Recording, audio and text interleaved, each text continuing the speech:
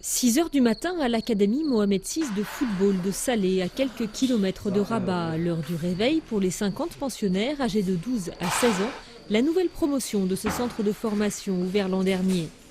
À peine debout, ils enfilent leurs équipements et entament leur premier entraînement du jour.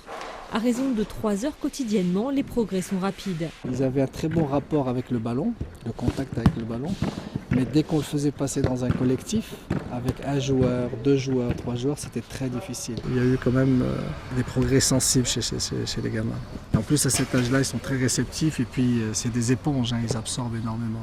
Tous ont appris à jouer au foot dans la rue. Les 2 tiers d'entre eux sont issus de milieux pauvres. Ils viennent de tout le Maroc et sont entièrement pris en charge par l'Académie. Tout est super ici, l'entraînement, l'école, on a eu la chance de rencontrer des entraîneurs de haut niveau et maintenant on a beaucoup progressé. Je suis très fier d'être à l'Académie, je veux devenir professionnel et jouer pour l'équipe nationale du Maroc pour faire honneur à mon pays. Aux entraînements de terrain s'ajoutent aussi des séances vidéo utilisées pour insister sur certains aspects tactiques du jeu. Vous voyez, là il n'est pas très bien placé, il est revenu, vous voyez qu'il y a un espace ici, où va s'engager ce joueur-là.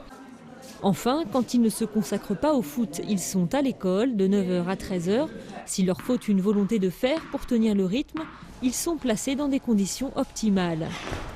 Aujourd'hui, objectivement, est en Afrique le numéro 1. En Europe, on est dans les 3 meilleurs. Si on se compare en France, on est vraiment top niveau en France, on n'a pas l'équivalent. Ce qui nous donne une pression encore supplémentaire pour l'avenir, c'est de produire des joueurs de haut niveau avec une infrastructure telle que celle-là. Des équipements qui ont nécessité un investissement de 13 millions d'euros, des fonds entièrement privés avec une participation du roi lui-même. D'ici 4 ou 5 ans, des premières sorties de joueurs devraient générer de nouveaux financements.